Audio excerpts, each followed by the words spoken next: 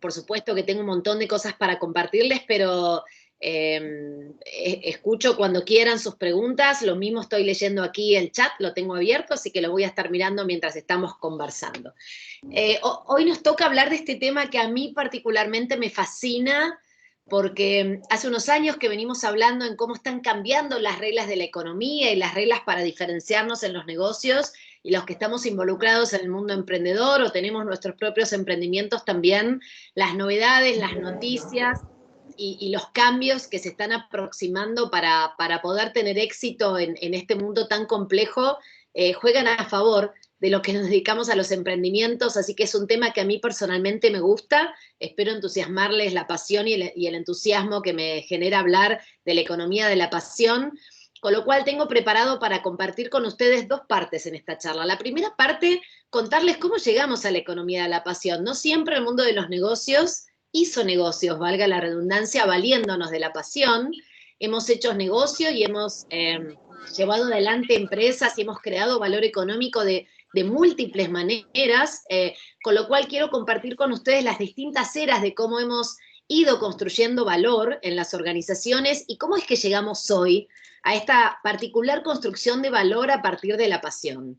Y en la segunda parte sí quiero compartir ya algo muchísimo más práctico que tiene que ver con cómo aprovechar las características de esta economía para diferenciarnos nosotros como profesionales de emprendimientos. Así que esa es la agenda preparada para esta hora que nos toca compartir juntos. Y voy a arrancar entonces contándoles estas primeras cuestiones que tienen que ver con cómo fuimos evolucionando en esta economía, ¿no? No siempre construimos valor a partir de la pasión, y es verdad que no siempre tampoco estuvimos tan involucrados o estuvimos conversando tanto sobre la felicidad, sobre el despliegue de nuestro potencial, sobre buscar nuestra vocación, sobre encontrar nuestro propósito. Y esto, bueno, algunos pueden decir que tiene que ver con una moda, pero tiene que ver con un cambio de era. Cuando la economía previa a las empresas, a lo que ahora nosotros conocemos como el mundo empresarial o el mundo organizacional, el mundo ya generaba valor económico y ya había intercambio de valor entre personas, poblaciones, comunidades, pero es lo que se llamó economía agraria, que durante siglos marcó incluso también el desarrollo de la civilización moderna, esta posibilidad de agruparnos en comunidades y de construir valor y de intercambiarlo en un mercado físico. Sin embargo, en esta economía agraria no había mucha diferenciación, ¿no? Nos es muy difícil pensar porque ninguno de nosotros vivió en ese mundo, pero sí podemos apelar a relatos y podemos apelar a los libros de historia para entender cómo se construía valor en esa época.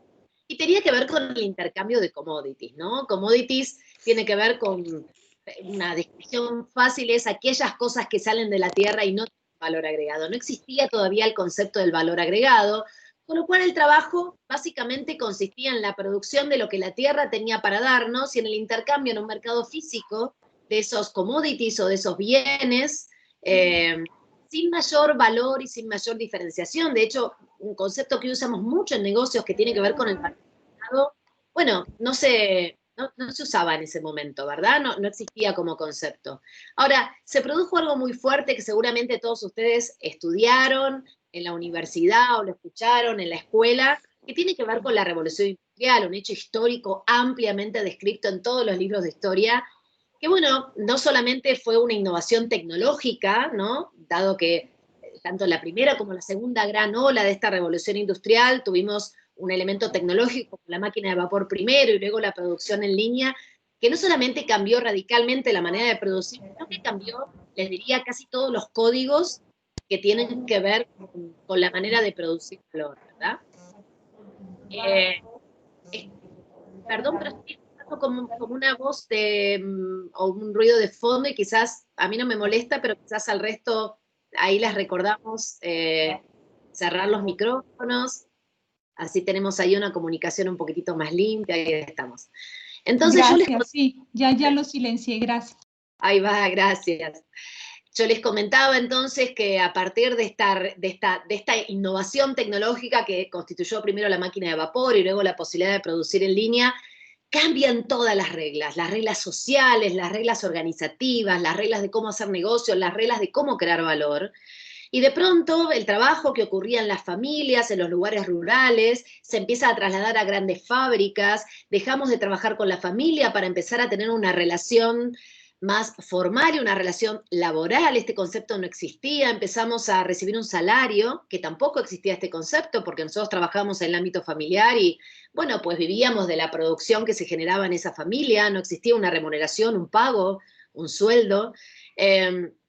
Entonces pasamos a una nueva era de construcción de valor, que es lo que llamamos, obviamente, esta era, ¿no? La economía industrial. Entonces fíjense que en el slide anterior yo les mostraba el café en granos, que es un commodity, que tiene un precio casi único en todo el mundo, y pasamos, bueno, a esta era más de producción, en donde no solamente vendíamos el commodity, sino que empezábamos a transformar ese commodity en distintas variables de producto. Por eso decimos que la economía industrial o la era industrial está caracterizada por la producción o la generación de bienes con valor agregado.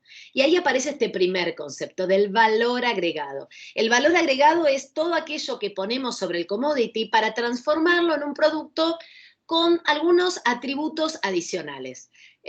Cuando no existían los supermercados o no existía la posibilidad de comprar el café procesado, nosotros comprábamos en el mercado de la comunidad donde vivíamos el grano de café y todo el trabajo sobre ese commodity, ese grano, se hacía en el hogar, ¿verdad? Se molía, se tostaba, se filtraba el café, se preparaba el café cotidianamente y ahora gracias a la era industrial y a las grandes fábricas tenemos la posibilidad de comprar desde café instantáneo, café ya molido, o ir a un lugar y que nos muelan el café en el momento y llevarlo listo para prepararlo en nuestras casas. Entonces ahí aparece, como les decía, este concepto del valor agregado. Y el trabajo agrario, duro, dependiendo mucho de las condiciones climáticas y de las contingencias del contexto, empieza a trasladarse a las fábricas y empezamos a construir nuestro valor como trabajadores y como productores a partir del trabajo manual, ¿sí? Y cambia la manera no solamente de generar valor económico, sino que cambia profundamente la manera de organizarnos socialmente. Solamente un dato para contarles: a fines del siglo XIX, el 95% de la población activa del mundo occidental, ¿verdad? El 95% de la población activa, o sea, las personas que por edad y por condición podían trabajar, se dedicaban al trabajo agrario. Cuando, bueno, se empieza a automatizar el trabajo agrario, las personas empiezan a movilizarse, grandes inmigraciones se forman en los centros urbanos y podríamos decir que en el año 1920, 1930, el 80% de la población se dedicaba a trabajar en fábricas, hacía trabajo manual. Y acá la clave de esta era, por supuesto que era tener a disposición la tecnología, pero la clave para hacer negocios, además de agregar valor a los productos, era la estandarización, ¿sí? Recuerden que todas las teorías de Frederick Taylor, aplicadas primero por Henry Ford en su fábrica de autos y luego, por supuesto, llevadas a todo el mundo productivo, estaban basadas en una profunda estandarización de los procesos, de los productos y de la entrega. De hecho, Henry Ford tenía una frase que hoy nos parece muy divertida, que él decía que en la fábrica de él se podía comprar el color del auto que ustedes quisieran mientras ese auto sea negro. O sea, esto notaba o hacía notar a todo el mundo que claramente no había necesidad de diferenciarse, que ahí la gran innovación era poner este valor agregado sobre los commodities para transformarlos en distintos productos y trabajábamos de manera masiva, un mismo producto para todos los mercados. No existía este concepto de segmentar el mercado o necesidades del cliente, todo estaba muy focalizado en el producto. Y nuevamente, ¿qué pasó? Una nueva innovación tecnológica. Que tiene que ver con la computación y el advenimiento de las computadoras y los grandes procesadores a partir de la década del 50 y del 60, nos permite empezar a trabajar con otro valor que tiene que ver con la información. Y la computadora es a la próxima era, que ya les digo, se llama la economía de la información o la era industrial, o la era de la información o la era del conocimiento, decía Peter Senge también. La computadora es a esta era lo que la máquina de vapor fue a la era o a la economía industrial. Nuevamente cambian todos los códigos para hacer negocios. Y por supuesto que seguimos produciendo, pero bueno, ahora ya el mercado estaba inundado de productos, teníamos un mercado que nos teníamos que empezar a dividir entre varios productores, con lo cual ya no podíamos hacer el auto solo del color que quisiéramos, para poner foco en la eficiencia y para tratar de hacer cosas baratas y masivas y de gran llegada, sino teníamos que empezar a prestar atención a los pedidos del cliente. Y ahí nace, con Michael Porter, que es el padre de la estrategia, nace toda la teoría de la diferenciación, ¿verdad? Y bueno, Henry Ford no creo que no sobrevivió a su era, pero si hubiese llegado a la era de la información le hubiese ido bastante mal produciendo solo autos de color negro, porque bueno, en ese momento era el único productor de autos, acá había muchísima mayor competencia, teníamos un mercado más reducido que nos teníamos que empezar a repartir entre varios, con lo cual empezó a tomar muchísima importancia el acceso a la información y entender qué necesitaban los clientes. Y ahora sí, aquí empezamos a segmentar. Aquí nace toda la teoría de la diferenciación, de la segmentación, de trabajar con distintos segmentos de clientes y distintos públicos. Y si ustedes empiezan a notar en la industria automotriz y en cualquier otras industrias, empezamos a definir y a desarrollar un montón de variantes del auto, de un mismo producto. Entonces surge el rural, el auto para las familias, el auto deportivo para el hombre, el auto pequeño y fácil de manejar, decía una publicidad de Fiat para la mujer.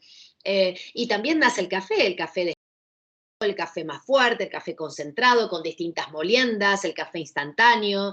Entonces, bueno, es la era de la gran diferenciación y ahí realmente la única manera de tener éxito en esta era poder ofertar al mercado, como decía Michael Porter, un atributo que nos diferenciara de la competencia y quisiera que todo ese mercado quisiera comprarnos a nosotros. Y nosotros, muchos de los que estamos aquí, somos hijos de esa era, hemos nacido en esa era, y al mismo tiempo que las empresas buscaban diferenciadores para poder atraer a una porción de mercado más alta, imaginen qué pasó. Como clientes nos empezamos a volver más sofisticados y más demandantes, dado que nos querían enamorar las empresas, entonces cada vez nos daban más, y además del auto, ahora vendían el auto con aire acondicionado, con dirección hidráulica, con asientos de determinado tipo de tela o de cuero. Entonces empezamos a aumentar nuestras expectativas con respecto a lo que esperábamos de las empresas, valga la redundancia, y llegamos así aproximadamente hasta el 2000, ¿no? Con una intensísima competencia entre las empresas, con muchísimos competidores, con clientes cada vez más exigentes en cuanto a las expectativas que tenían de productos y servicios. Y aquí, bueno, empieza nuevamente un cambio de era que tiene que ver con la tecnología, con la computadora, no con la posibilidad de conectarnos, ¿no? Lo que se llama la segunda era o la web 2.0 o la siguiente, que tiene que ver con esto de empezar a construir sentido a través de la web y a través de conectarme con comodidades muchísimo más lejos de las que estoy yo físicamente en la actualidad, y empezamos a pensar cómo encontrar nuevas fuentes de diferenciación.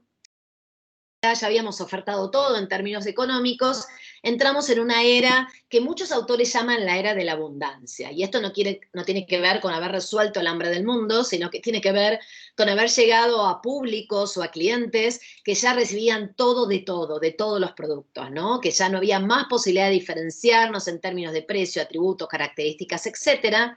Entonces empezamos, fines de los 90, al principio del 2000, incluso a cuestionar fuertemente todo lo que tiene que ver con el capitalismo y todo lo que tiene que ver con este uso excesivo del consumo, del consumismo para tratar de satisfacer necesidades humanas superiores, ¿no? Y empezamos a entrar en una era crítica también en cuanto a si el capitalismo extremo, como vimos en los 90, era la solución para todos los problemas sociales, y en este tren entonces se empezaron a cambiar un poco nuestros valores y empezamos a trasladarnos a un nuevo código de cómo hacer negocios, que tiene que ver con la economía de la experiencia, ¿sí? Este es un concepto bastante nuevito. Hay un señor que se llama Gilmore, que escribe a fines de la década del 90 un primer paper en Harvard Business Review, hablando de la economía de la experiencia. Fíjense que esto ya tiene 20 años, aparece tímidamente en ese paper, en el año 1996, hablando de cómo muchas empresas exitosas, y él toma el caso de Disney, de los parques de Disney, cómo más allá de entregar un servicio espectacular y de tener un producto de primera en términos de calidad, lo que fideliza a los clientes no tiene que ver tanto con el precio o el producto o los atributos tangibles, o que no tiene que ver tanto con el servicio que reciben, sino con la conexión emocional que hay con la marca, con esa persona, ¿no? Entonces toma el caso de Disney y cómo crean realmente una ilusión y una conexión emocional inmensa. Entonces empezamos a ver cómo marcas o industrias tradicionales, como la del auto y la del café, acá tenemos un ejemplo, la del café, empieza a trabajar en el concepto de crear comunidad con un fuerte vínculo emocional. Fíjense cómo trabaja Nespresso. Bueno, Nespresso es un buen café, pero sigue siendo café, que es un negocio muy tradicional que hace muchos años que está construyendo valor económico, y empieza a crear una comunidad alrededor de la mística del café, de la pasión del café, de la ceremonia del café. Entonces hay un vínculo que incluso trasciende el producto y el servicio, tiene que ver con un vínculo más simbólico, con la búsqueda del sentido, con la búsqueda de un propósito. Y en esto que estamos empezando a trabajar, bueno, muchísimo, si ustedes prestan atención, hay un montón de marcas que se empiezan a diferenciar o intentan diferenciarse por la experiencia. Entonces, por ejemplo, hoy una marca de automóviles ya no vende autos, sino vende la experiencia de la velocidad. Tenemos una cadena de cafeterías como Starbucks que ya no vende café, sino que vende la experiencia de estar en un lugar que me traten bien, donde me puedo quedar trabajando, conocer gente, hacerme amigos. Es una experiencia en donde el café y el servicio es un elemento más, pero no es el elemento más importante, ¿verdad? Entonces tenemos también un desodorante muy conocido, el desodorante Axe, que ahora, bueno, por una cuestión también de época tuvo que cambiar las publicidades, pero bueno, no es un desodorante que venda protección, sino que vende la experiencia de tener un sex appeal alto para poder llegar a más mujeres, ¿no? En el caso de los hombres. Así que empezamos a ver a muchísimas compañías que intentan diferenciarse de la industria de la aviación, hasta la industria del café, hasta la industria del automóvil, hasta la industria del consumo masivo. Por ejemplo, Coca-Cola vende la experiencia de la felicidad, no tanto una bebida, ¿no? Cuando veíamos las publicidades de Coca-Cola en los años 20 o en los años 30, bueno, todo estaba centrado en publicitar las ventajas de una bebida refrescante, energizante, y ahora ya no está puesto. Fíjense, las publicidades ni siquiera hablan de la bebida, ni de la ocasión de consumo, ni de cuando tenés sed lo tenés que tomar, sino hablan de que crea comunidad, crea juventud, te crea una sensación de felicidad. Entonces hoy estamos hablando profundamente de esto, ¿no? De cómo... Ahí Claudia pregunta, ¿cómo puedo hacer una experiencia para una lavandería que es mi rubro, ¿no? Sí, Claudia, hay muchísimos rubros que uno dice, bueno, ¿cómo puedo hacer una experiencia? Porque en definitiva yo hago algo muy simple, que es una lavandería, ¿no? Pero yo creo que haces muchísimo más que ser una lavandería, ¿no? Porque le estás resolviendo seguramente un montón de cosas a las personas que llevan así cosas a lavar, ¿no? Entonces quizás la experiencia que podés ofertar es simplificar la vida de las personas o dejar que la gente se dedique a lo verdaderamente importante, que es la familia o su trabajo, y que no tenga que estar preocupada por si tiene cosas limpias, ¿verdad? Entonces quizás tu negocio es el negocio de dar esa experiencia, la experiencia de focalizarnos en lo que es importante. Déjanos lavar tus cosas a nosotros, ¿no? Entonces, nada, no estoy inventando nada, Claudia, esto lo escucho en las publicidades todo el tiempo, y tiene que ver con, bueno, con no ver tanto la cuestión más funcional de los productos y de los servicios, lo que hace, sino qué impacto tiene en nuestras vidas, ¿verdad? Entonces esto, que hace 20 años que venimos hablando y venimos experimentando modelos de negocios que tienen que ver con la experiencia. Seguramente ustedes a veces cuando compran un producto van a consumir un servicio, luego les llega un mail o un mensaje de texto en vuestros teléfonos en donde tienen que evaluar qué tanto recomendarían a un amigo o un colega esa experiencia o ese producto. Esas son medidas de experiencia. No es algo nuevo en el mundo de los negocios, estamos empezando a transformarnos y a diferenciarnos, pero sí, hace unos pocos años empezamos a hacer un poquitito más foco en este mundo de la experiencia para algo no tan masivo, y empezamos a hablar de algo que es un derivado de este mundo que tiene que ver con la economía de la pasión. Y esto sí, es un concepto bastante más nuevito, debe tener 4 o 5 años en el mercado. La primera persona que habló de la economía de la pasión es Adam Davidson, que les puse el libro ahí por si un día quieren mirarlo, leerlo. Hay algunas charlas también a las cuales pueden acceder, algunos resúmenes en internet. Y se basa profundamente en los códigos de la economía o de la era de la experiencia, y habla de cómo podemos aprovechar los emprendimientos o las personas que somos profesionales independientes para valernos de esto, ¿no? Hay una charla o un concepto muy interesante que tiene que ver con dejar de lado este concepto masivo de la economía y empezar a focalizarnos más en comunidades. Esto ya lo veníamos hablando en la economía de la experiencia, pero empezamos a cómo vender experiencias en servicios de capacitación, dice Vanessa. Buenísima la pregunta. Bueno, uno no vende cursos, ¿no? Uno le cambia la vida a la gente, Vanessa, cuando hace educación, ¿verdad? Uno le da herramientas, le da poder a la gente. Uno puede decir, bueno, yo vendo cursos, entonces pongo foco en el servicio que doy o en el producto que vendo, o uno puede decir que yo doy herramientas para que las personas sean más libres, ¿verdad? Porque cuando uno se educa, es más libre, tiene más pensamiento crítico, tiene más herramientas para evaluar, es menos susceptible a la manipulación de los poderes políticos, económicos, publicitarios, y tiene más capacidad para autodeterminarse y tomar las decisiones que impactan y benefician a su vida, ¿no? Es un acto de libertad la educación. Entonces nosotros podemos ver que vendemos cursos o podemos pensar que ayudamos a la gente a vivir una experiencia de una vida más completa, más libre y más cercanas a sus anhelos y a sus propios deseos y menos manipulables por los poderes políticos. Me gusta, yo que me dedico a la educación, pensar que esto es así, y si lo entendemos como una experiencia, entonces hasta podemos ver que ni siquiera tenemos que dar cursos, ¿no? Que me parece que la educación va por otro lado, va por el encuentro, por las comunidades, por el compartir, por el co-crear conocimiento. Y la educación va para ese lado también, para vivirlo desde la experiencia.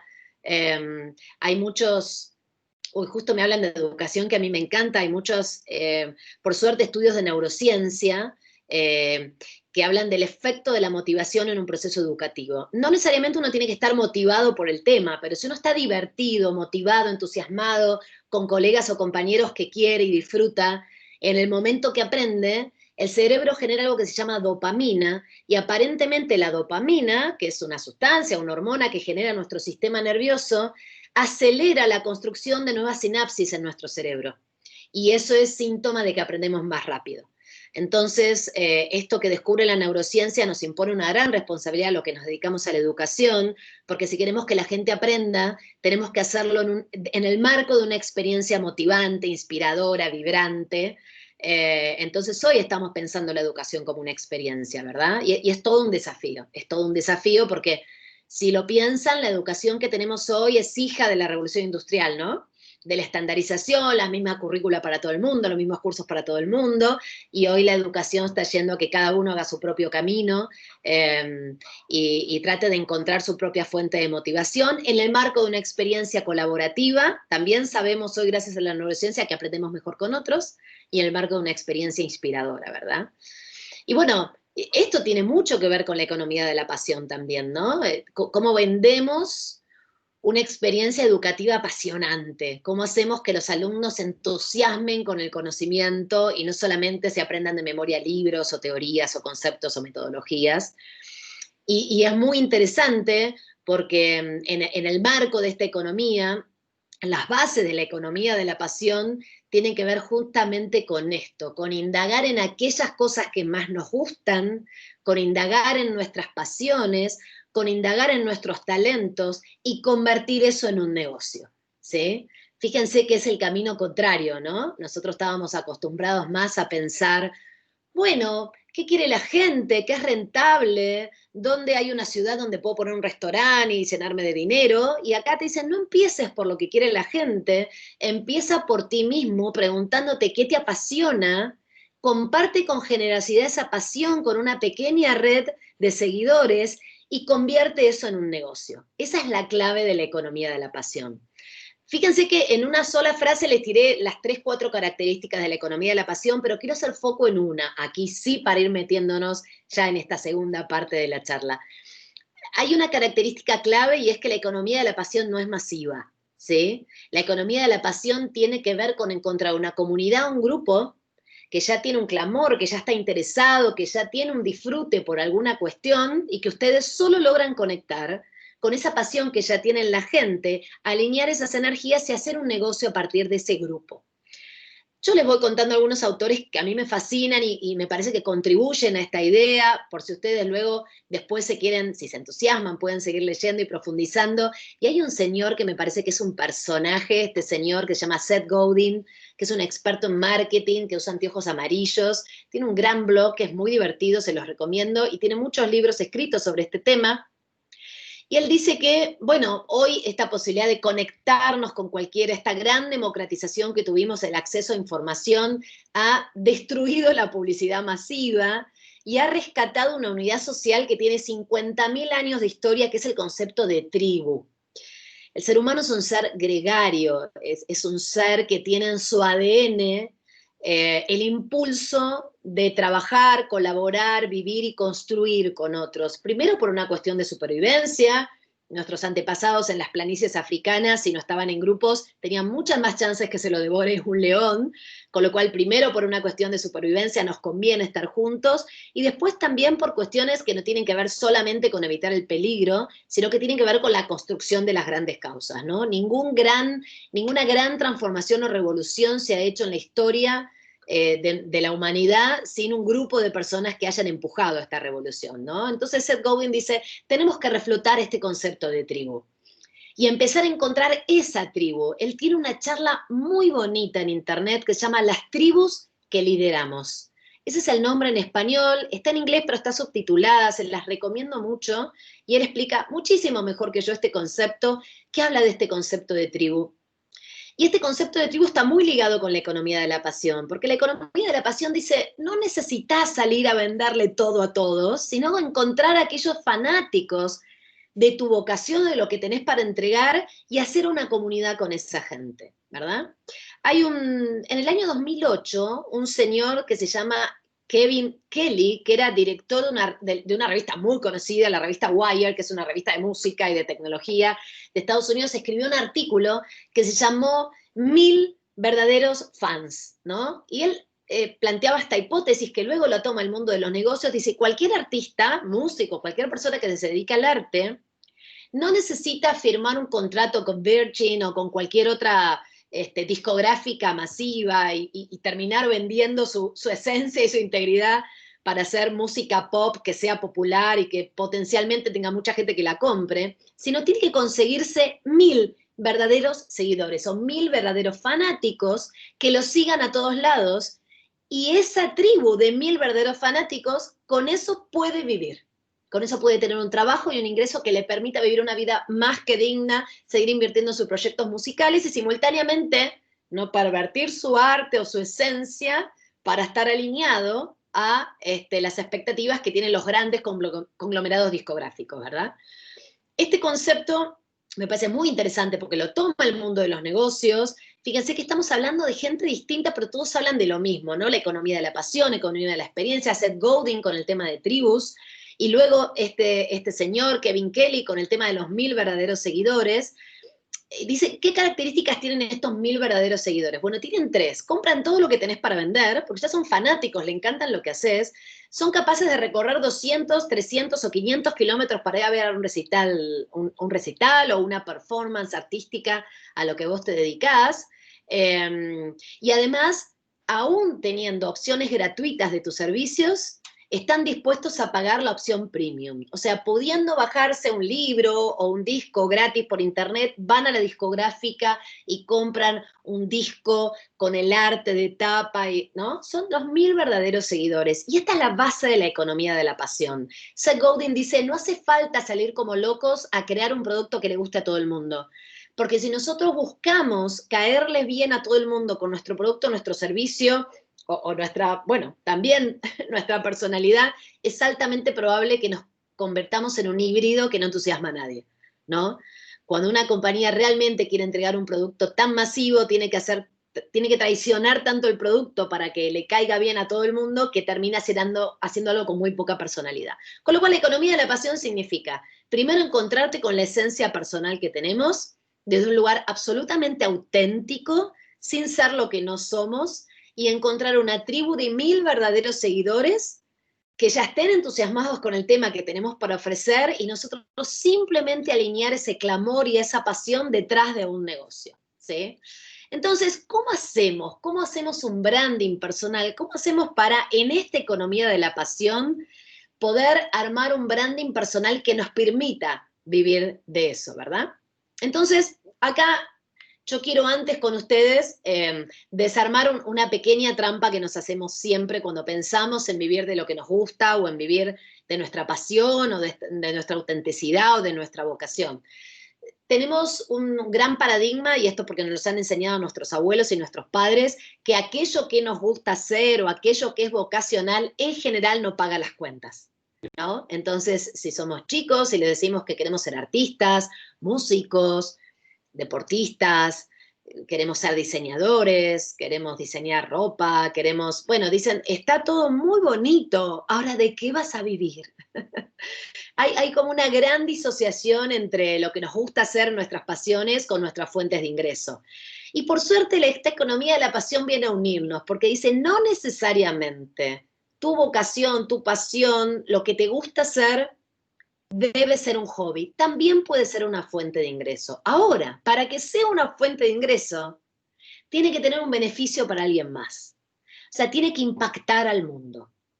Nadie me va a pagar una canción para que yo simplemente pueda seguir haciendo canciones en el sofá de mi casa tomándome una cerveza. Ahora, si yo hago canciones que conmueven a otros, que llegan a otros, que le cambian la vida a otros, entonces es altamente probable que esos otros tengan ganas de pagarme para que yo siga haciendo canciones. Entonces, en el mundo del trabajo, perdón, en el mundo de la pasión, en esta economía de la pasión se conjugan tres cosas. Algo que me gusta mucho hacer, que tiene que ver con mi talento innato, que tiene que ver con algo vocacional, con mi pasión, con mi propósito, con lo que vine a hacer en este mundo, ya no es más mala palabra tener una vocación, ese algo que tengo para dar genera un valor para otro, genera un impacto al mundo, por lo menos a 1000 seguidores, que están dispuestos además a pagarnos para que lo sigamos haciendo y entonces se convierta en nuestra fuente de ingresos, ¿sí? Esta es la economía de la pasión. Una buena descripción técnica. Generar ingresos haciendo aquello que más nos gusta hacer y lo que mejor nos sale con el objetivo de impactar positivamente a otros. No de manera masiva, pero sí sin duda a las tribus o a las comunidades que también están entusiasmadas como nosotros en estos temas, ¿sí? Entonces, en lo que nos queda de la charla les quiero compartir, para dejarles algo un poquitito más práctico, 5 pasos o 5 maneras de cómo encararnos o diferenciarnos en esta economía de la pasión. Cómo podemos empezar a diseñar este gran desafío de hacer lo que nos gusta, que esto genere un impacto para otros y en consecuencia que esto nos genere nuestra gran fuente de ingresos. Imagínense, sería genial. No tendríamos más que vivir divididos, sino directamente lo que nos gusta hacer es lo que nos genera ingresos. Entonces, 5 pasos como para ir pensándolo y diseñándolo, a ver si nos ayuda un poquito. Lo primero, por supuesto, que si vamos a vivir de nuestra vocación, de nuestro propósito, de nuestro talento, tenemos que encontrar cuál es. Y ahí yo no puse crear o diseñar o inventar, puse encontrar tu propósito. ¿Por qué? Porque hay muchísimas teorías sobre que tenemos que diseñar un propósito. Tenemos que pensar un propósito transformador al estilo Steve Jobs, al estilo Richard Branson, al estilo Martin Luther King, al estilo Gandhi, y salir como locos a enamorar el mundo. Y en realidad, si lo pensamos desde ese lugar, nos desanimamos antes siquiera de arrancar, porque nos vemos tan lejos, por lo menos yo me veo tan lejos de esas características y de esos personajes y de esas grandes personalidades, que entonces no me creo capaz de hacer algo similar. Ahora, cuando me dicen no diseñes, encontralo, porque ya está. Primero, encontrarlo tiene un doble sentido. El primer sentido es, ya hay un montón de propósitos en el mundo dando vueltas. ¿Qué es lo que te inspira? ¿Qué es lo que te ilusiona? ¿Qué charlas, qué personas, qué libros, cuando los lees te tocaron el corazón, te pusieron la piel de gallina, te hicieron reflexionar sobre la razón de tu vida? ¿Cuáles son aquellos propósitos universales que te convocan? En mi caso es la educación, y me encanta, y la educación como un arma para la libertad individual y para la liberación de los pueblos y para evitar que nos manipulen, tanto la sociedad de consumo como los políticos. A mí me emociona eso, pero no lo inventé yo. No lo inventé, lo leí y me enamoré. de ese tema, me enamoré de esa causa y la hice mía, pero yo no la creé, ya existía, antes que yo naciera existía. La búsqueda de la libertad, la búsqueda de la independencia, la búsqueda de la autonomía para no ser sujetos manipulados por poderes superiores, está escrito en muchísimos libros de filosofía, desde Platón hasta Erich Fromm. A mí me cambió la vida cuando leí, ahí estoy leyendo ahí los comentarios, pero no. El libro de Erich Fromm, El miedo a la libertad, ¿no? En El miedo a la libertad, Erich Fromm postulaba qué tan dispuestos estamos a traicionarnos a nosotros mismos con tal de satisfacer las expectativas que otros tienen de nosotros, ¿no? Y a mí me pareció que era una gran causa para dedicarme a la educación, ¿no? Cómo podemos ayudar a la gente a aumentar su pensamiento crítico, a tener herramientas propias para no depender de otros, sino construir su propia vida desde un lugar de absoluta libertad. Con lo cual, no tienen que crear una causa, tienen que ilusionarse con alguna que ya exista. Y para esto tienen que leer, escuchar, ver películas, conocer gente, y a algunos los va a hacer vibrar, es algo más emocional. Y por ahí entonces pasará, en todo caso, cuál es vuestro propósito. Y hay una segunda búsqueda del propósito que tiene que ver con lo interior. Nosotros no es que podemos hacer de nosotros mismos lo que quisiéramos, y si un día es muy popular ser actor, pues entonces nos convertiremos en actor. Cuando yo era adolescente ser popular era ser deportista o cantante, entonces me quiero convertir en un cantante. Hoy ser popular, en el caso de mis hijos, es ser youtuber o streamer. No es que uno puede decidir qué quiere ser, uno ya nace con un don, con un propósito, con un talento. Si nosotros podemos conectar ese talento con el que nacemos, lo desarrollamos y lo conectamos entonces con este propósito que nos inspira, ahí estamos cerca de nuestra pasión. Impacta a otros, cambia el mundo, genera un impacto positivo a alguien más que a mí mismo, si no es una meta, simplemente me beneficia a mí, y además está conectado con algo que yo hago muy bien, que es un talento innato, que me gusta, que tengo pasión y que me sale particularmente por arriba de la media. Y este es el propósito. El propósito es encontrar qué me diferencia de la media y ponerlo al servicio de alguien más. Por eso hablo de zona de talento. ¿Cuál es tu zona de talento? Cuando los niños están aprendiendo a jugar un deporte, en mi caso, he criado a mis hijos en Argentina y son 2 varones, con lo cual ahí veo unos niños también ahí acompañando a algunos padres, así que mis hijos, bueno, jugaron al fútbol. A Argentina le gusta muchísimo el fútbol y mis hijos son grandes fanáticos de los futbolistas. Y cuando yo los llevaba a hacer las prácticas de fútbol, el entrenador se dedicaba con mucha pasión y paciencia a probar a los niños en todos los lugares de la cancha. Y un día le pregunté por qué los cambiaba tanto de posición y ahí me explicó que él intentaba buscar cuál era el mejor lugar de la cancha para cada niño para que pudiera entregarlo mejor. Esa es la zona de talento. ¿Cuál es vuestro lugar en la cancha? ¿Cuál es aquella actividad, aquel trabajo, aquella vocación, aquella tarea que cuando la hacen realmente pueden entregar un montón de valor?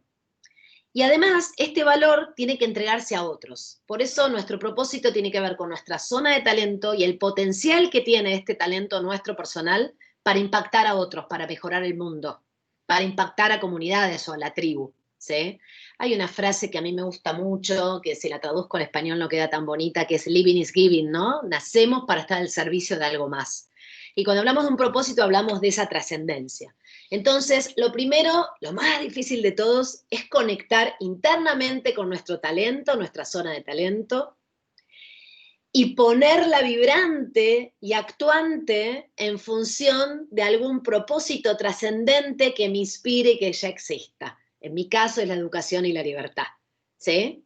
Ahora, una vez que más o menos tengo claro, porque esto es un proceso de descubrimiento que no acaba nunca, no es que un día, no se imaginen un día tirados al sol, que les cae un rayo y, ¿no?, la verdad revelada, con respecto a lo que vinieron a hacer al mundo, en realidad es más una búsqueda, ¿no? Es decir, un descubrimiento interno, una búsqueda interna, así que más o menos cuando esto ya lo tengan sabido, entonces tienen que animarse a salir a contar esta historia, ¿para qué están, no? Y voy a tomar los ejemplos que ustedes me contaron, cómo cuentan la historia. En general, cuando nos preguntan de qué trabajamos o a qué nos dedicamos, bueno, nosotros ponemos mucho foco en lo que hacemos, ¿no? Ponemos mucho foco acá, en el what, en el qué hacemos. Y acá una de las chicas me decía, bueno, ¿cómo hago? Yo tengo una lavandería Y yo diría, bueno, pero yo doy cursos y doy clases, eso es lo que hacemos. Pero en el fondo, realmente lo que nos conecta con otros no es que nosotros nos dedicamos a dar cursos o a lavar cosas, sino que nos dedicamos a impactar a otras personas, ¿no? La pregunta sería, ¿cuál es tu impacto? Entonces uno puede, ¿cómo puede contar la historia? Yo podría decir, bueno, yo me dedico a dar cursos. ¿Cómo? Bueno, trato que sean entretenidos, que sean divertidos, porque entiendo que la motivación es importante, trato de usar chistes, trato de hacer que la gente se sienta protagonista de la educación. Ahora, ¿por qué lo hago? Y si yo ahí respondo, lo hago porque me pagan, y ahí estoy en un problema. ¿Por qué hago lo que hago? ¿Qué da sentido a las mañanas? ¿Qué da sentido levantarme temprano y tomar una clase? ¿Qué da sentido dedicar todo un domingo a preparar una clase? ¿Por qué lo hago? ¿Porque me pagan? No creo. La educación, miren, hay muy pocas profesiones que son genuinamente vocacionales, que uno las seguiría haciendo aunque no le paguen. Generalmente son profesiones de cuidado, si prestan atención. La seguridad de las personas, policías, bomberos, el curar, ¿no? Los enfermeros, los médicos, el curar y el educar. El cuidar, curar y educar son tres actividades muy vocacionales que en general los que nos dedicamos a ellas, bueno, recibimos un sueldo porque además tenemos obligaciones económicas, vivimos en un sistema capitalista y hay que pagar el alquiler y hay que pagarse la vida, pero la haríamos aunque no nos paguen, ¿no? Entonces, es más difícil pensar cuando no nos dedicamos a alguna de esas profesiones y bueno, pero ¿por qué lo hago? Bueno, porque me pagan el sueldo, bueno, porque si no me despiden, bueno, no tienen un propósito ahí, ¿no? Entonces, ¿cómo cuento nuestra historia? Yo la puedo contar así, desde el qué, cómo, y eventualmente decir que lo hago porque me pagan, o puedo hacerlo al revés.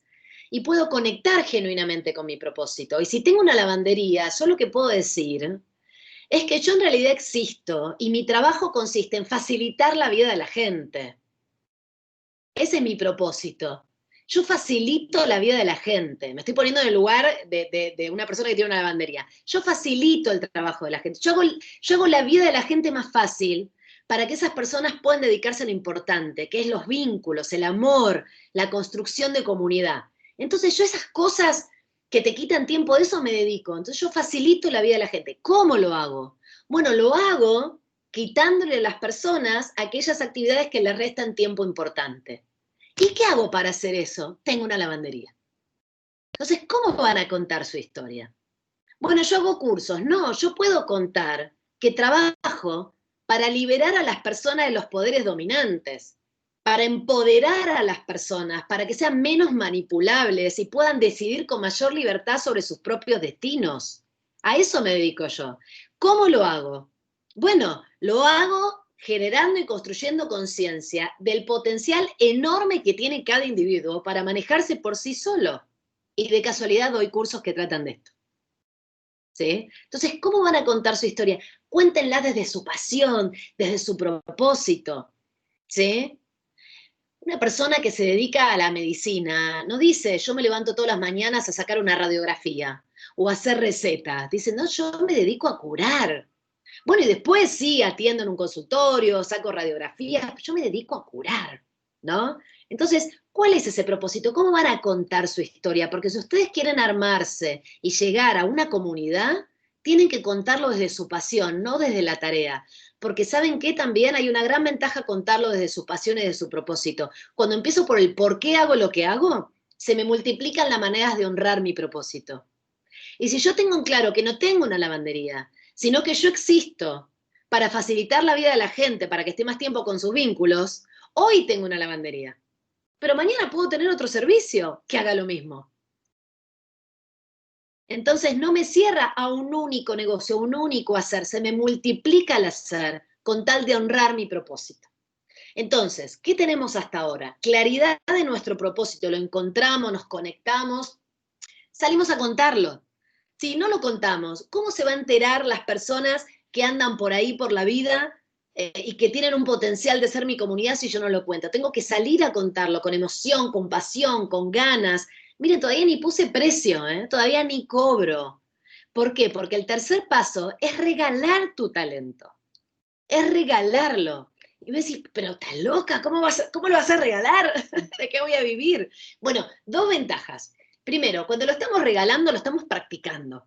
Si estamos iniciando un emprendimiento nuevo, un proyecto nuevo, me estoy iniciando en una nueva actividad, seguramente no soy muy bueno. Entonces, el regalarlo me permite asociarme con una comunidad de seguidores, pedirle feedback y que me ayuden. Entonces, cuando yo tengo una idea de negocios, el mejor negocio, valga la redundancia, es salir a ofertarlo gratis. Pedirle a esta comunidad que me empieza a seguir, que me ayude, y luego pedir feedback para mejorar. Y hacerlo muchas veces, muchas veces.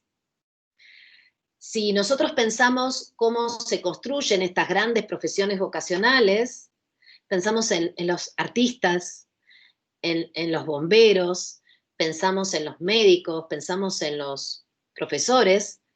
Todos los primeros años de estas actividades uno regala su tiempo, parece que lo regala. Yo durante muchísimos años fui profesora ayudante, hasta que luego me dieron un puesto, pero no me pagaban. Los actores trabajan a la gorra o trabajan gratis en proyectos autogestivos, porque, bueno, todavía no los conoce nadie para que los contraten en la televisión. Los médicos hacen este programa de residencia, que están durante 3 años o 4 o 5 ganando muy poco dinero y operando gente todo el día en un hospital sin dormir. Bueno, ¿por qué hacemos todo esto? Para ganar las horas de práctica que necesitamos, para realmente ser excepcionales en eso. Y además vamos armando comunidad, y vamos pidiendo ayuda, y vamos pidiendo feedback, y nos vamos educando. Y cuando ya tenemos un expertise suficiente, y una comunidad que nos sigue y que nos valora, solo recién ahí salgo a ponerle un precio a mi aporte. Solo recién en este momento, que tengo más claridad de lo que tengo para ofrecer, del impacto que genero a los otros, de lo bueno o lo malo que soy, porque ya me comparé con otros que hacen algo parecido, pongo un valor, pongo un precio. Y ahí entro en la ley de oferta y demanda. Si pongo 100 y nadie me contrata, quizás el valor que puse está muy por arriba de la percepción que tiene la gente del valor que otorgo. Entonces, o aumento el valor que doy o bajo el precio que cobro. ¿Sí? Si pongo 5 y no doy abasto con la demanda, quiere decir que entonces la percepción de valor que entrego por parte de mi comunidad o de mis clientes es mucho mayor que el precio que estoy poniendo. Entonces lo aumento. Y ahí es un juego. Lo subo y lo bajo hasta más o menos entender. Porque déjenme decirles algo, que el valor o el precio de lo que ofertamos nunca lo ponemos nosotros. Siempre lo pone el mercado. El valor siempre lo determina el receptor. Siempre. Entonces, en este juego de ir subiendo y bajando, de ir pidiendo feedback, de ir viendo cuánta gente recepciona o está atenta a eso que tenemos para ofrecer a ese precio, podemos encontrar entonces, prueba y error, el valor económico que tiene el impacto que generamos en el otro. Pero miren, el valor económico o el precio que ustedes van a cobrar por sus servicios no tiene que ver con su título universitario, no tiene que ver con la oficina bonita que tengan, con lo caro de la ropa que vistan. No tiene nada que ver con eso, tiene que ver con el impacto que ustedes generan en los otros. Mayor impacto, mayor valor. Mayor valor, mayor precio. Entonces tienen que procurar en trabajar en aumentar el impacto para los otros. Y eso me lleva al quinto paso, que tiene que ver con escalar tu impacto. ¿Sí? Entonces, si empiezo a probar algunos pequeños servicios o algunos pequeños productos, que ya los hago muy bien porque ya los estuve regalando, ¿tú consideras bajar o quitar algunas cosas para poder estar dentro del mercado? No, yo creo que si tengo algo para ofertar y no me lo compra nadie, es que no le interesa a nadie. Yo creo que si tengo algo que a mí me parece de valor, pero no hay nadie dispuesto a comprármelo, entonces claramente el único que piensa que es de valor soy yo. Entonces, sí creo que dependemos del mercado. Y sí creo que dependemos no tanto del mercado, porque en la economía de la pasión la clave no es estandarizar o ofertar algo que ofrece todo el mundo, sino justamente corrernos de ese océano de la masificación y ofertar algo tan auténtico que nadie más lo puede ofertar, ¿no? Entonces ya estamos diferenciados. Lo que tenemos que lograr es que haya gente que eso que tenemos para dar de nuestra autenticidad perciba que tiene valor para sus vidas. Y la única manera de lograrlo es aumentar o procurar que lo que estemos entregando tenga impacto para otros. ¿Sí? Si lo que hacemos no tiene impacto para nadie, no tenemos ni mercado, ¿eh? Ni mercado. No tenemos ni mercado. O si la única manera de vender es a precio bajo, entonces tampoco tenemos mercado. Estamos regalando, porque la gente le ve bajo precio. ¿Sí? Entonces el trabajo es sobre el valor, no sobre el precio. Cuanto más valor, más impacto, y cuanto más impacto, más beneficio para otros, ese otro más estará dispuesto a pagar un valor adicional. ¿Sí? Entonces, la clave ahora es que si ya probé algunos productos, ya probé algunos servicios, ya tengo una comunidad que me sigue, como decía Kevin Kelly, que tengo una comunidad que me sigue, que compra todos mis productos, que además está dispuesto a ir a buscarlos a un lugar lejos y que además, teniendo una alternativa más barata o gratis, decide seguir comprándome a mí, quiere decir que bien, que tengo un éxito, bueno, ¿cómo escalo ese impacto y amplío la comunidad? Pero cuando lo voy a escalar, ya lo probé. Entonces hay una gran ventaja, y es que todos los errores ya los cometí con una comunidad más chica. Entonces el próximo error que cometa va a ser un poco más barato, ¿sí? O no va a poner en riesgo mi negocio. Entonces, ¿cómo escalar? Es de dos maneras: aumento el volumen de mi comunidad o aumento el impacto de la misma comunidad pequeña que tengo, entregando más valor. Las dos clásicas maneras de crecer: o más clientes, ¿sí? O las dos cosas también. Puedo ampliar la cantidad, el tamaño de mi comunidad y puedo empezar a ofrecer más productos, ¿sí? Entonces, fíjense que el camino en este mundo de la pasión, o en esta economía de la pasión, no tiene que ver con hacer productos estándares que compitan. Hay un señor, Venkat Ramaswamy, seguro lo leyeron porque lo dan en todas las universidades.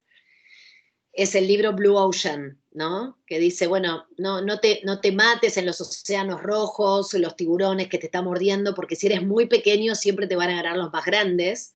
Directamente crea un océano en donde nadie esté ofertando nada. Y nosotros, los que dice la economía de la pasión y lo que dice Seth Godin, es que podemos armar una tribu, una comunidad, un mini mercado muy focalizado que valore nuestra autenticidad, que sea tan particular y diferenciadora que nadie lo pueda copiar. Ese es el verdadero Blue Ocean, ¿sí? Entonces el desafío es eso, no ir a la masividad, sino ir a un pequeño nicho de verdaderos fanáticos que van a estar dispuestos a comprarnos porque creen en las mismas cosas que genuinamente creemos nosotros, ¿sí? Con lo cual, en este tren de salir de la masividad, yo lo que les diría es muy tentador cuando estamos emprendiendo, y lo digo porque yo también he recorrido ese camino y lo sigo recorriendo, copiar el éxito de alguien más, o copiar lo que es popular, o copiar las mejores prácticas, o copiar lo que me dicen en la universidad que funciona, o copiar lo que veo de otras empresas que lo hacen y yo admiro.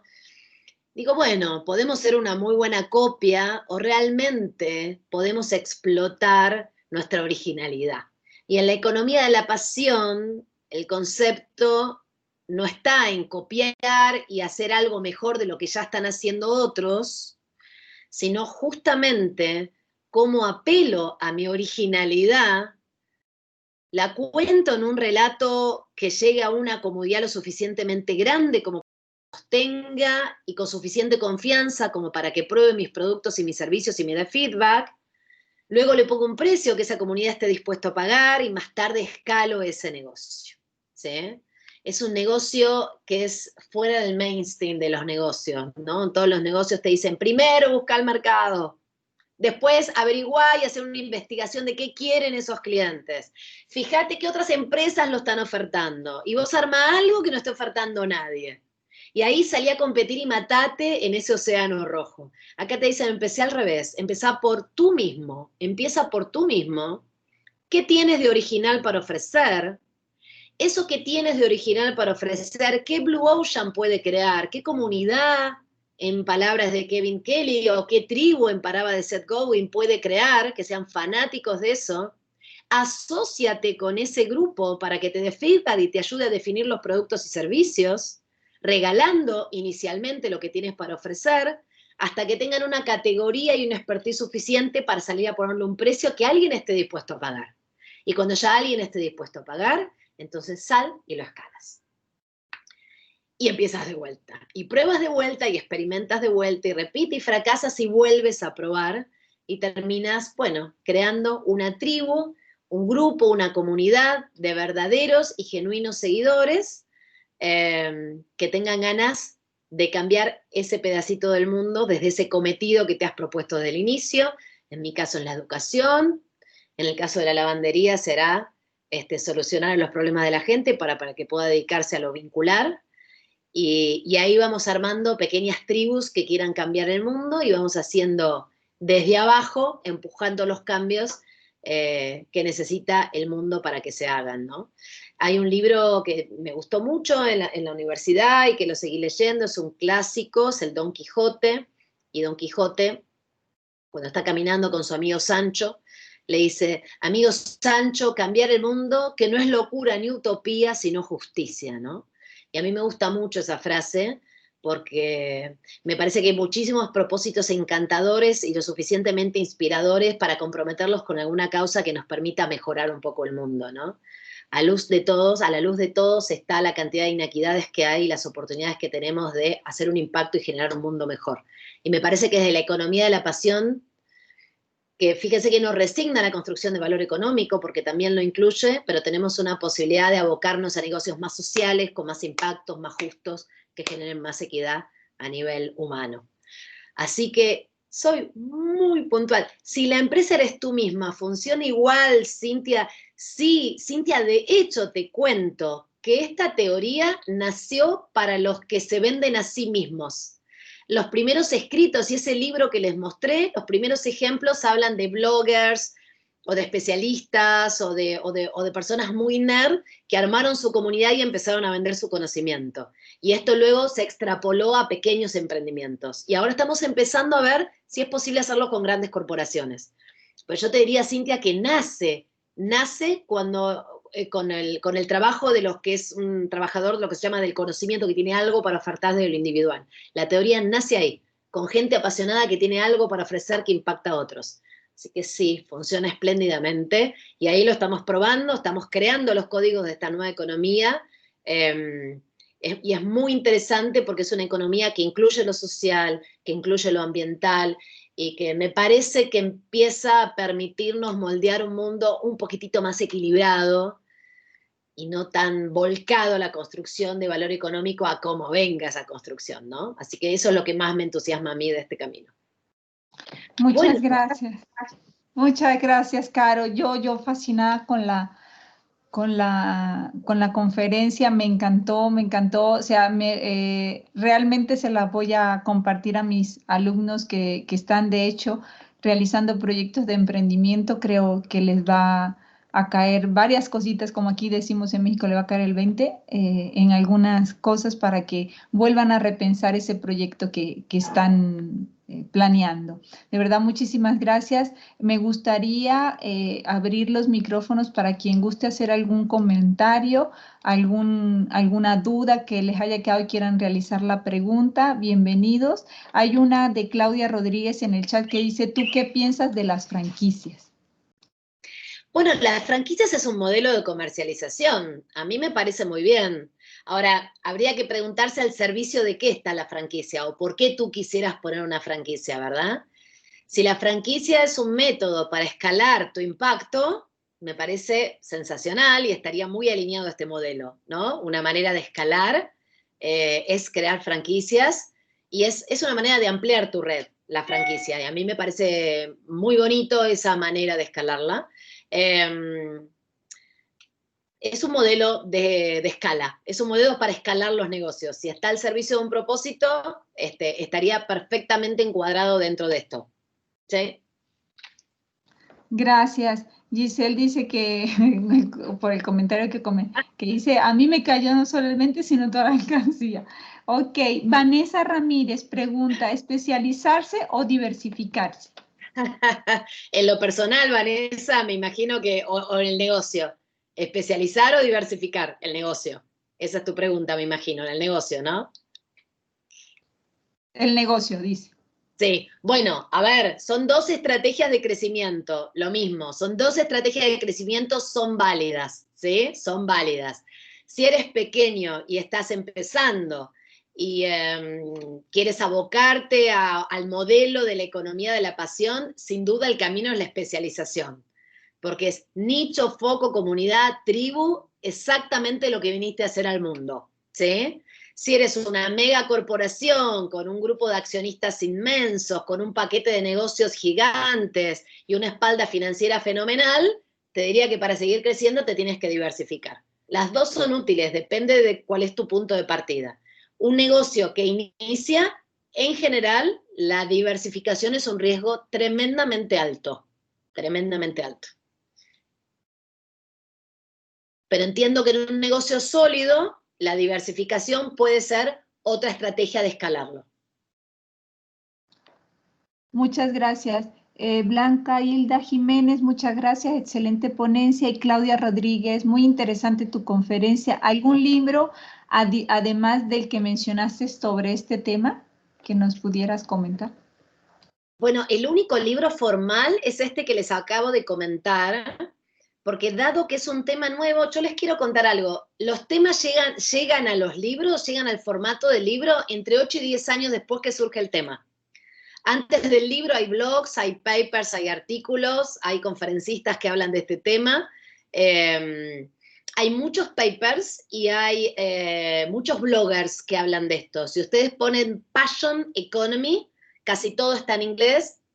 Perdón, no me gusta dar referencias o referencias bibliográficas en otro idioma, pero es que hay muy poco escrito en español. Hay muchos bloggers que están hablando de Passion Economy.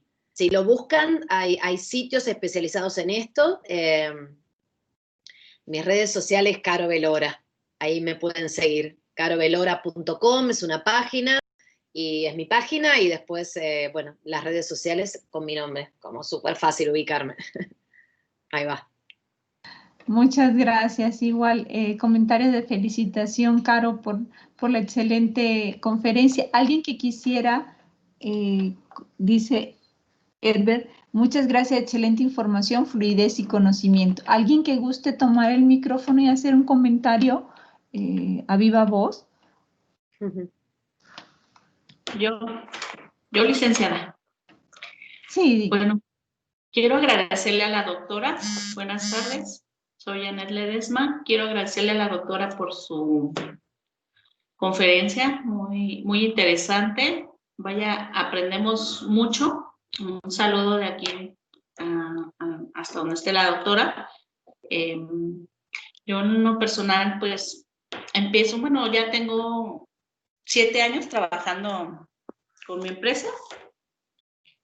Y ya tengo formada una empresa. Mi empresa es de venta y distribución de equipo para ingeniería industrial. Y los arreglamos también aquí. Y vaya, ahorita estoy en este tipo de conferencias, gracias también a la invitación que me hicieron la licenciada Marian. Y estoy con ella, entonces agradezco mucho, pues, todo el aprendizaje el tiempo que ella tiene para exponernos a las personas que nos hace falta, pues, conocer aún más, los que queremos absorber todo el aprendizaje y todo, en sí, todo lo que es muy importante para nuestra vida diaria de las mujeres emprendedoras de todo el mundo, vaya. Aquí ya es quien lo quiera absorber, y yo agradezco muchísimo todo lo que me están enseñando, todo lo que me están ayudando. Muchas gracias, que pase usted excelente tarde. Muchas gracias por tu palabra. Quiero decirte que en Latinoamérica solo el 9% de los emprendimientos pasan los 5 años de vida. Tu empresa tiene 7, eres un éxito. Solo el 9% supera los 5 años, así que te felicito. Sí, muchas gracias, Diana, por comentar y compartir esa experiencia. Comentarios en el chat. Nora López, excelente conferencia, muchas gracias. Y Brian Antonio, igual, que muy interesante el curso. Si alguien más quisiera tomar el micrófono.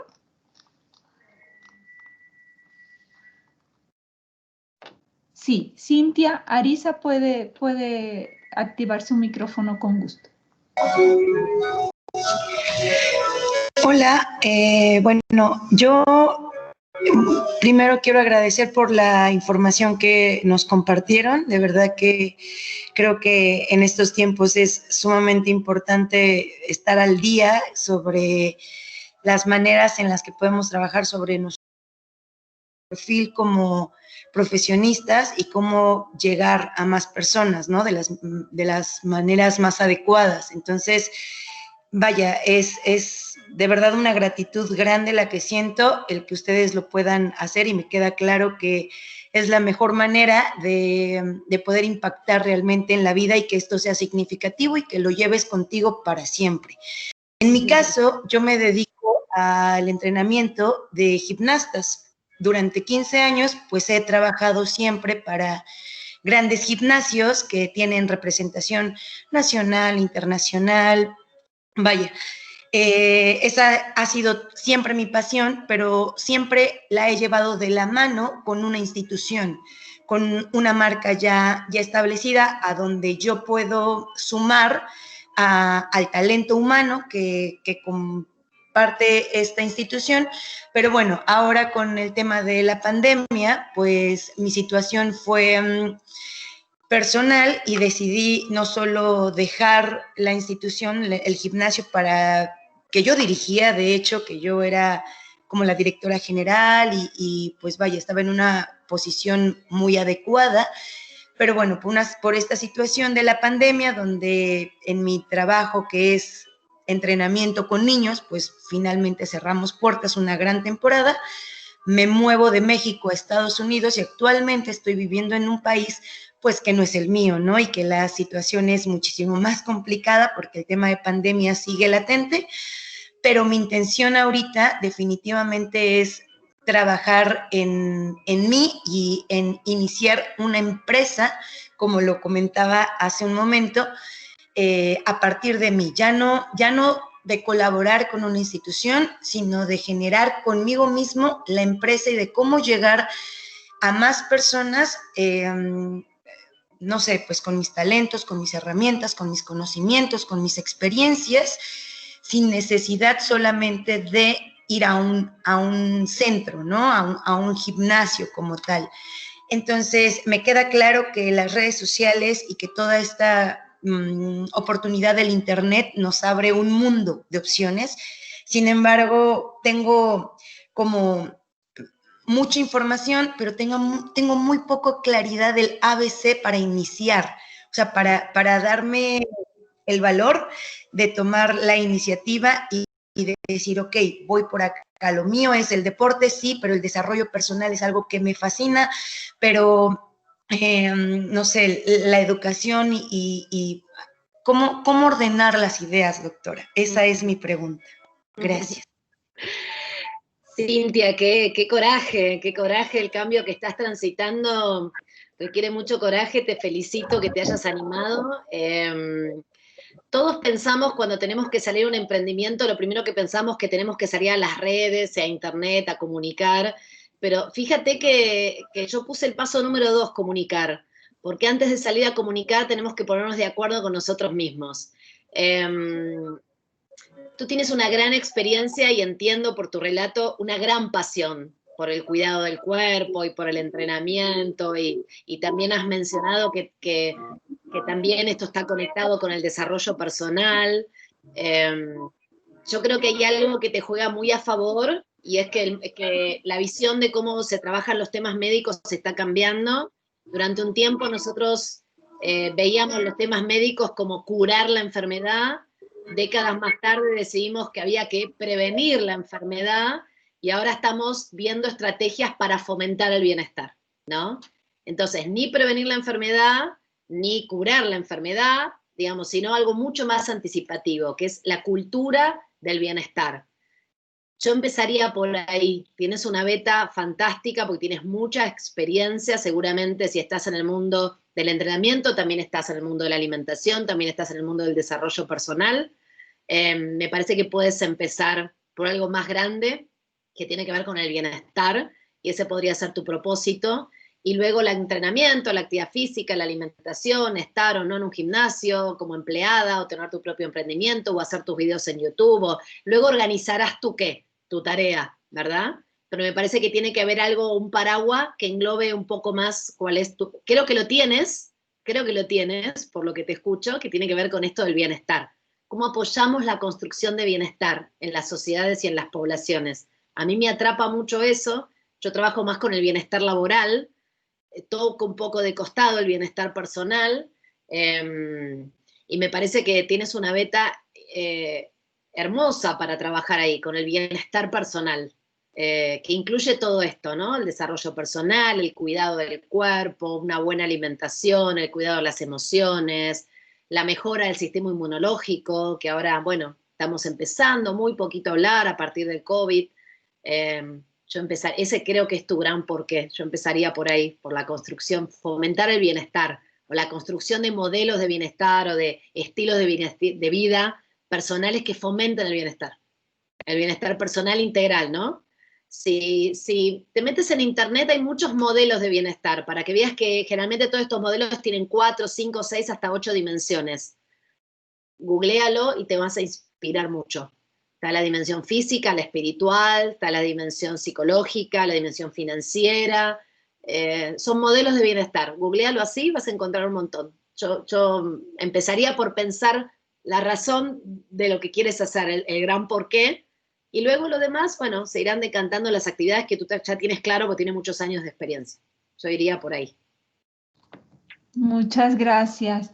Igual le comenta ahí en el chat que muchísimas gracias. ¿Alguien que guste hacer algún comentario por vía chat o vía micrófono? Está la maestra Caro en toda la disposición de contestarles. Igualmente, maestra Caro, le quiero comentar que el maestro Saúl González Martínez, que es rector del campus San Luis Potosí, estuvo presente, pero se tuvo que retirar a una conferencia y me pidió personalmente que le agradeciera su asistencia y su tiempo y esta experiencia que nos ha compartido. Le voy a ceder la palabra a Ever, que tiene la mano levantada. Muchas gracias. Pues, en primer lugar, agradecer mucho toda la información que hoy nos ha compartido. Ha sido bastante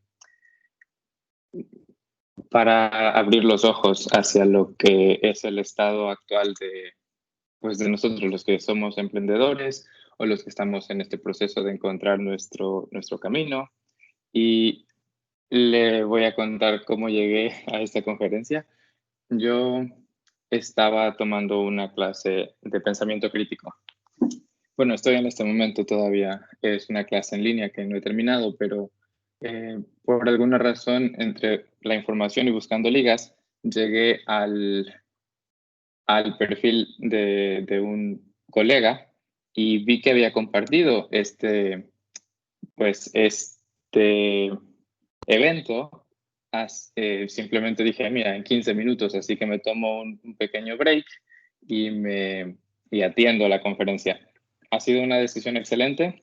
Me ha parecido bastante más de valor todo lo que nos ha compartido. Yo no tengo tanta experiencia realmente en el campo que usted maneja, pero bueno, para eso estoy, para aprender, y me ha encantado la información, así que estaré tomando muy en cuenta las recomendaciones que ha dado, los libros, y pues agradecerle por siempre por la información.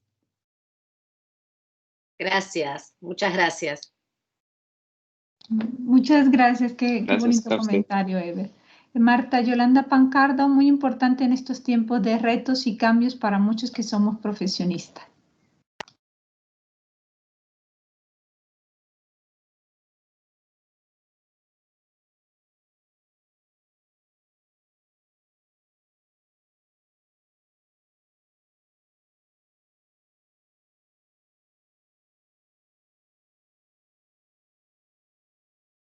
Ercilia, si estás hablando, estás muteada.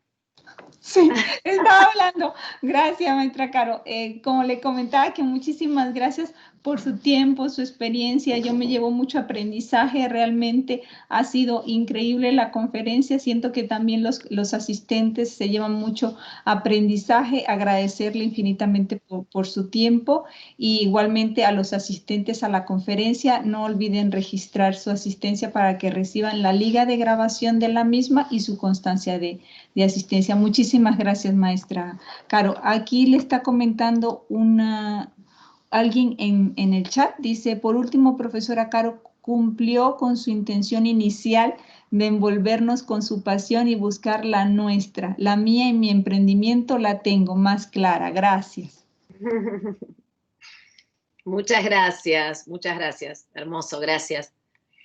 Bueno, quiero agradecer, es un honor para mí estar acá con ustedes y compartir este momento, así que, Ercilia, muchísimas gracias por la invitación y por permitirme compartir este espacio con todos ustedes, así que estoy muy agradecida. Gracias. No, nosotros más, maestra. Muchísimas gracias.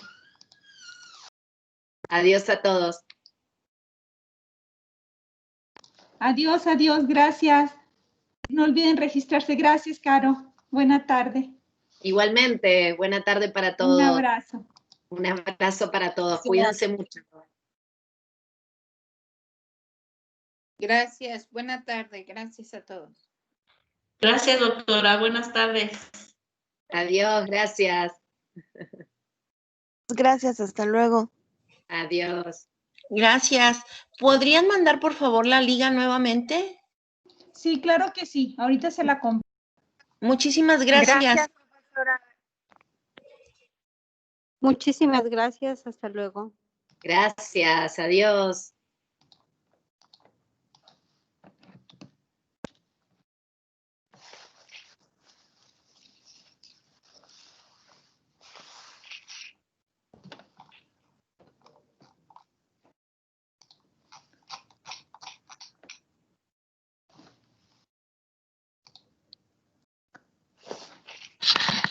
Aquí con la cámara.